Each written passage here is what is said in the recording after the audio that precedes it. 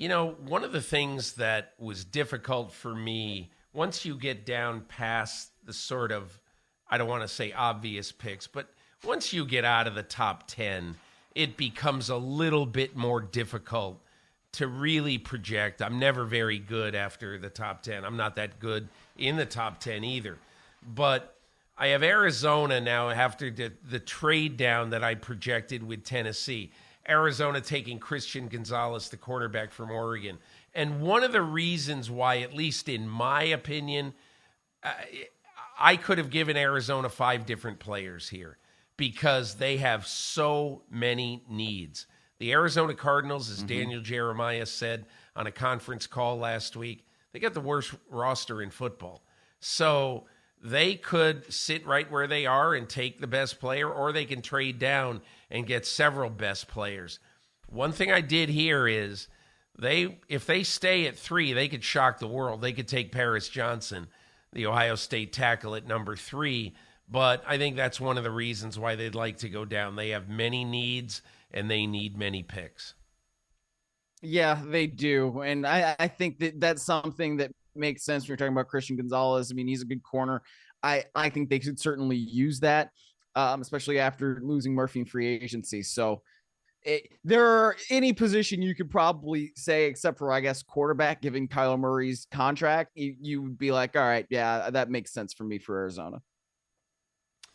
Okay, so here's where Houston gets its quarterback. I've got Houston trading down, Houston staying right where it is at number 12, not trading up for a quarterback, but just sitting here and taking Hendon Hooker. I'll tell you, Miles, I was going to give Houston Anthony Richardson.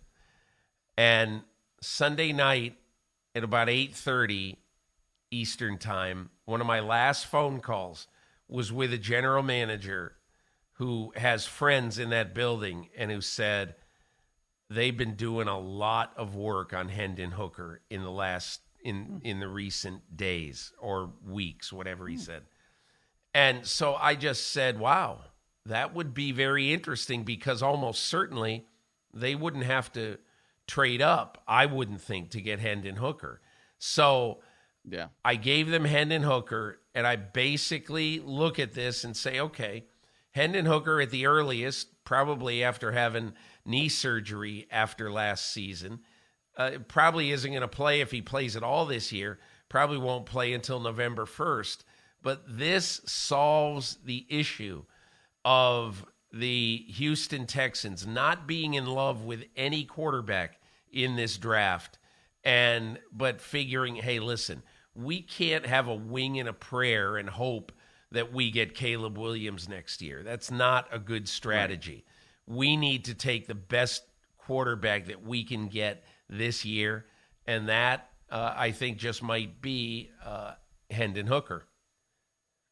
Well, and, the Caleb Williams thing, I don't know that D'Amico Ryans is a bad enough coach to lose enough games that they are going to be able to get somebody like Caleb Williams, right? In order to get the first overall pick, you got to be bad. So I don't know that they're going to be that bad. I mean, I don't know that they're going to be that good, but you know what I mean? So I think it makes sense. You just can't count on ever getting the first pick in the draft.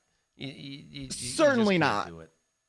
Yeah. No, I mean, unless you do the thing that the Browns did and go 0-16, which was awful, and nobody ever wants to go through that again. Yeah. Anyway, I'm gonna go a little bit in the one-liner mode for the next few picks, if that's okay, until we get to one that please. I think is really kind of, to me, it's very interesting.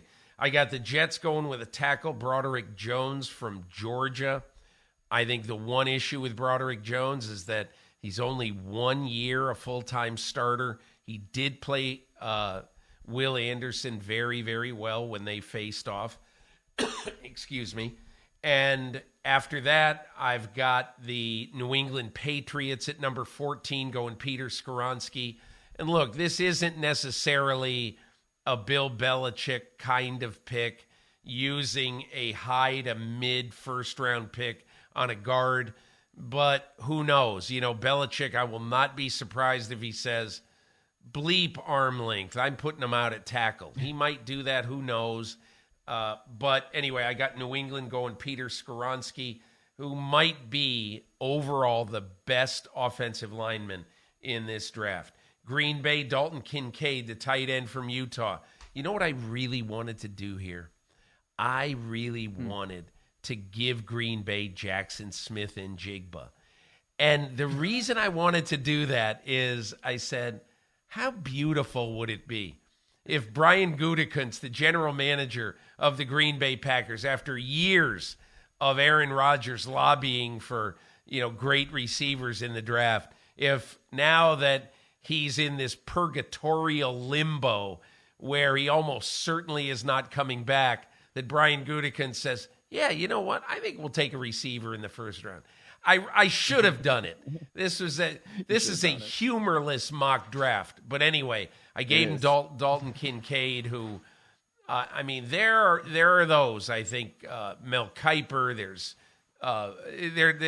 Daniel Jeremiah also. They believe that Dalton Kincaid is the best tight end in this draft and potentially a top 10 pick. Washington, Brian Branch, safety from Alabama. This is a needy secondary right now. And I will not be shocked if they go either corner or safety. But I do think Ron Rivera recognizes, hey, listen, we've got a really good defensive front. This is where you might take a receiver. But, we're pretty good at receiver right now. We're not really needy there. We took a receiver very high last year with Jahan Dotson. So let's go and address a real need position in the secondary. You might say, wow, a safety instead of a corner. I think the value is there right there with Brian Branch. Pittsburgh, probably of all the picks I made, people are really surprised at this one. I gave the Steelers Jackson Smith and Jigba. The reason I did that, in essence, is because I think the run at receiver is going to start right around here, between 17 and 20. And you might say, well, this isn't really the Steeler way. They like to take meat and potatoes early, and then they'll get receivers because they think they can get them down the road. I absolutely understand that. I think that's right.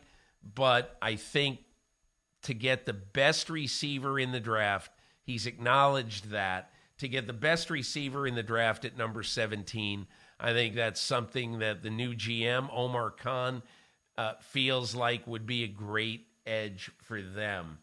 So we now go to an area of the draft that I think is extremely murky. You've got Detroit at 18. You've got Tampa Bay at 19.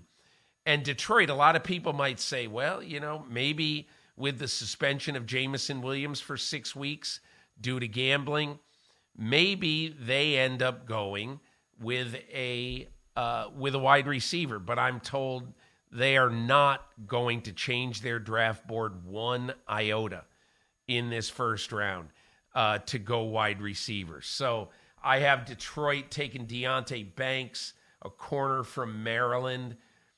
Tampa, I think long-term, they really need to address their offensive line. I got them taking Darnell Wright, the tackle from Tennessee.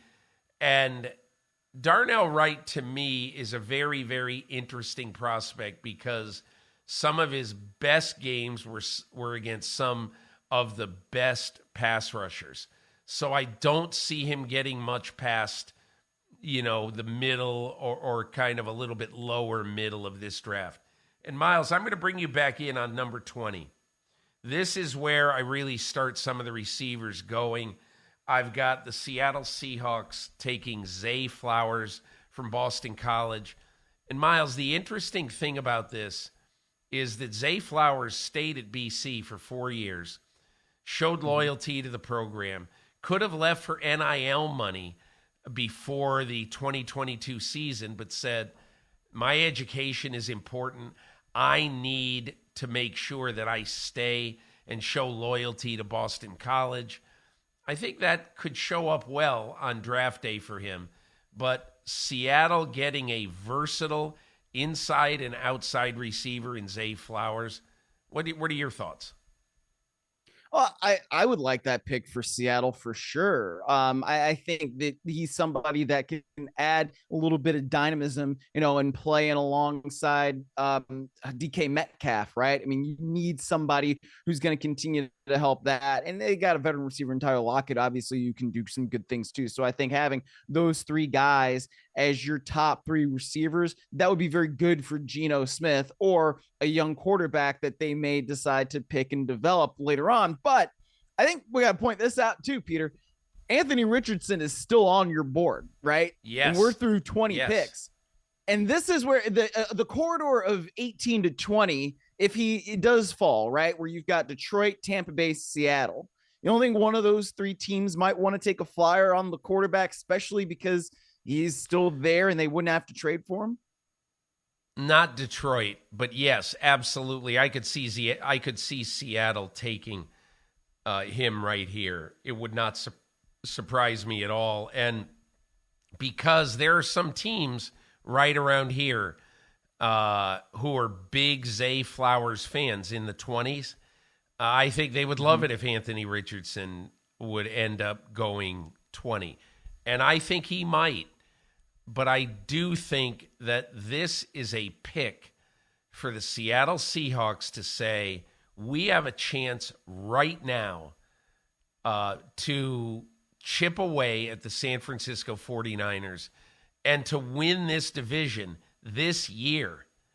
And I think they think that, and again, they might take Anthony Richardson. They really might. And I don't think it would be a bad pick because they could exercise patience with him. But I just think the competitor in Pete Carroll and John Schneider, this is my gut feeling, and I could be proven totally wrong on draft day. The competitor in there says, we're good with Geno Smith. We're actually fine with Geno Smith. Let's get help for Geno Smith. So that's why I had that there. Hi, I'm Mike Tirico, and thanks for watching. Make sure to hit subscribe for the latest news and highlights from NBC Sports.